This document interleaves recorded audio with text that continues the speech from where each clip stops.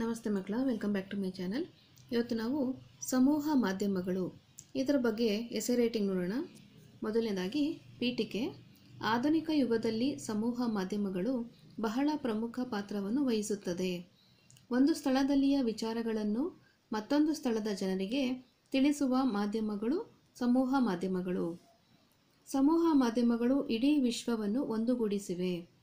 ಪ್ರಪಂಚದ ಯಾವುದೇ ಮೂಲೆಯಲ್ಲಿ ಏನೇ ಘಟನೆ ನಡೆದರೂ ತತ್ಕ್ಷಣವಾಗಿ ಇಡೀ ವಿಶ್ವದ ಜನರಿಗೆ ಮುಟ್ಟಿಸುವಷ್ಟು ಸಾಮರ್ಥ್ಯವನ್ನು ಇಂದಿನ ಸಮೂಹ ಮಾಧ್ಯಮಗಳು ಬೆಳೆಸಿಕೊಂಡಿವೆ.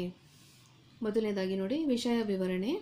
ಸಾಮಾನ್ಯವಾಗಿ ಒಂದು ವಿಷಯವನ್ನು ಜನರಿಗೆ ತಲುಪಿಸುವ ದೂರದರ್ಶನ, ರೇಡಿಯೋ, ವೃತ್ತಪತ್ರಿಕೆಗಳು, ಅಂತರ್ಜಾಲದಂತಹ ಮೊದಲಾದ ಸಂಪರ್ಕ ಸಾಧನಗಳನ್ನು ಸಮೂಹ ಮಾಧ್ಯಮಗಳು ಎಂದು ಕರೆಯಲಾಗುತ್ತದೆ. ಸುದ್ದಿ ಮಾಹಿತಿಯ ವರ್ಗಾವಣೆ ಅವಶ್ಯಕತೆ ಇದ್ದೇ ಇದೆ. ಒಬ್ಬರಿಗೆ ತಿಳಿದಿರುವ ಮಾಹಿತಿ, ಘಟನೆಯ ಬಗ್ಗೆ ತಿಳುವಳಿಕೆ, ಚಿಂತನ, ಸುದ್ದಿ, ಸಮಾಚಾರ, ವಾರ್ತಾ ವರದಿ ಮುಂತಾದವುಗಳನ್ನು ಸಮೂಹ ಮಾಧ್ಯಮಗಳಲ್ಲಿ ನೋಡಬಹುದು. ಸಮೂಹ ಮಾಧ್ಯಮಗಳು ಪ್ರಜಾಪ್ರಭುತ್ವದ ನಾಲ್ಕನೆಯ ಅಂಗವೆಂದು ಕರೆಯಲಾಗುತ್ತದೆ. ನಮ್ಮ ಜನರಿಗೆ ಅವಶ್ಯವಾದ ವಿಷಯಗಳನ್ನು ಮುಟ್ಟಿಸುವಲ್ಲಿ ಹಾಗೂ ಸಮಾಜವನ್ನು ಸರಿದಾರಿಗೆ ತರುವಲ್ಲಿ ಶ್ರಮಿಸುತ್ತಿವೆ.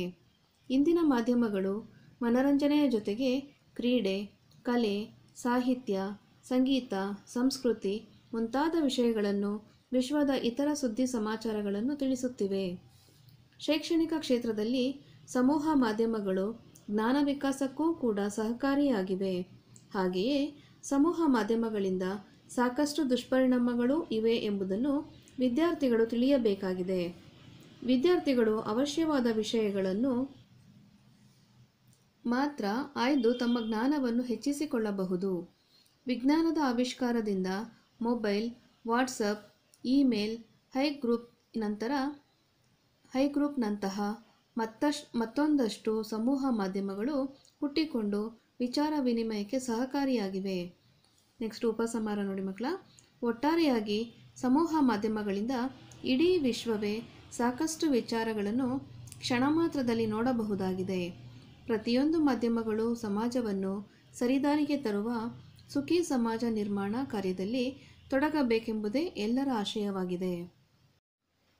ಮಕ್ಕಳ, ಇಲ್ಲಿಗೆ ಸಮೂಹ ಮಾಧ್ಯಮಗಳು ಇದರ ಪ್ರಬಂಧ ಬರಹ ಅಥವಾ ಎಸೆ ರೈಟಿಂಗ್ ಕಂಪ್ಲೀಟ್ ಆಗಿದೆ. ಮಕ್ಕಳ, ಈ ಒಂದು ವಿಡಿಯೋ ನಿಮ್ಗೆ ಇಷ್ಟ ಆಯಿತು ಅಂದರೆ ದಯವಿಟ್ಟು ನಮ್ಮ ಚಾನಲ್ನ ಸಬ್ಸ್ಕ್ರೈಬ್ ಮಾಡಿಕೊಂಡು ನಾವು ಹಾಕುವಂಥ ಎಲ್ಲ ವಿಡಿಯೋ ನೋಡ್ತಾ ನಮ್ಮನ್ನು ಎನ್ಕರೇಜ್ ಮಾಡಿ. Thank you for watching. Bye bye.